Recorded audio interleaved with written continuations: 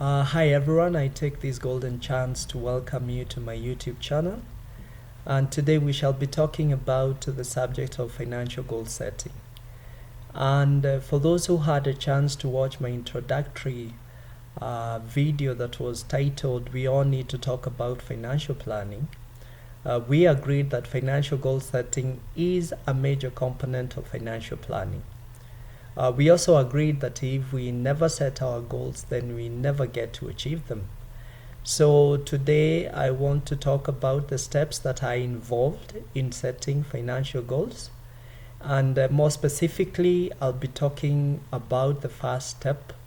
And then in the future videos, we shall talk about the subsequent steps.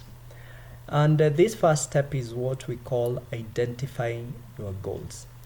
And under goal identification, this is where you will need to take a pen and a paper and write down what your goals are. And we need to agree that we are different. We are maybe at different stages of our lives. We are driven by different motivations in life, and so our goals will equally be very dissimilar or very different. And even if we were in the same stage of life, then like I said, the fact that we are driven by different motivations, then we are going to have different goals or diverse goals. And there is one thing we can agree on this one, that our goals, however different they are, they can be categorized into either short-term, medium term, or long-term. And when I talk of short-term goals, these are goals that you want to meet in a period of, let's say, 3 years and less. When I talk of long-term goals, these are goals that you want to meet in a period of over 15 years. And when I talk of medium term, what we also call intermediate term goals, these are goals that you want to meet between 3 years and 15 years. They lie between the short-term and long-term goals. And I would like to give an example of what would constitute a short-term goal. And this would be maybe being able to build an emergency fund that will be able to cater for any emergency situations that you encounter in the course of your life. And maybe you want to do this in the next 3 years. So that would be a short-term goal. An example of a medium-term goal, aka intermediate term goal, would be to be able maybe to create and fund a college fund for your child maybe in the next 12 years. That would be a medium term goal.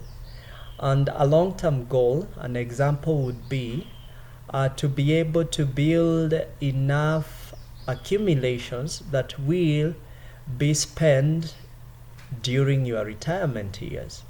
So the idea here is maybe the goal will be you want to afford yourself a comfortable and an enjoyable retirement. So those will be examples of the goals that will fall under the very different categorization. And it's for you to know what those goals are for your specific case, because again, I say we are driven by different motivations. And once you've done that, I think you'll have set yourself on course towards financial success, because a journey of 1,000 miles starts with a single step. And I would like to say why it's important to categorize your goals, either short-term, medium-term, or long-term.